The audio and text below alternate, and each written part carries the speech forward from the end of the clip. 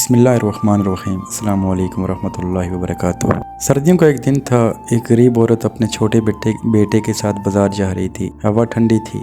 औरत के पाँव में पुराने जूते और बच्चे के पाँव नंगे थे। बच्चा बार बार नंगे पाँव जमीन पर रखकर सर्दी से कांप रहा था। माँ ने उसका हाथ मजबूती से पकड़ा और सीधी एक दुकान पे लेके गई। माँ ने दुकानदार से कहा, भाई साहब, बच्चों के लिए जूते कितने के हैं? दुकानदार ने कहा, कम से कम 200 रुपए के हैं। माँ ने जब अपना पर्स टटोला तो कुल 50 रुपए निकले। वो चुपचाप बेटे का हाथ पकड़ा और बोली, बेटा, आज जूते नहीं खरीदेंगे, इंशाल्लाह कल खरीदेंगे। बच्चा मुस्कुरा कर बोला, अम्मी कोई बात नहीं, मेरे पाँव आदी हैं। ये मंजर पास खड़ा एक आदमी देख रहा था। उसके हाथ में चाय का एक गर्म कप था, नई गाड़ी और कीमती लिबास। उसने माँ और बच्चे के पीछे जाकर कहा, बेटा, तुम्हारे पाँव बहुत बहादुर हैं, लेकिन ये जूते शायद तुम्हारे दोस्त बनना चाहते हैं। वो दुकानदार से जूते खरीद कर बच्चे को दे दिए। माँ की आंखों में आंसू आ गए। उसने कहा, बेटा, अल्लाह तुम्हें खुश रखे। आज तुमने सिर्फ जूते नहीं दिए बल्कि मेरे दिल को सुकून दिया है। आदमी मुस्कुरा कर बोला, खातून, ये मेरी माँ के लिए है, जिनके लिए मैं कभी वक्त ना निकाल सका। माँ और बच्चा चले गए, मगर आदमी वहीं खड़ा रहा, आंखों से बहते आंसू छुपाने की कोशिश करता हुआ। इससे हमें ये सबक मिलता है कि दुनिया में सबसे कीमती चीज इंसानियत है। कभी किसी के चेहरे पर मुस्कुराहट लाना सदके से कम नहीं। और माँ जन्नत का दरवाजा है।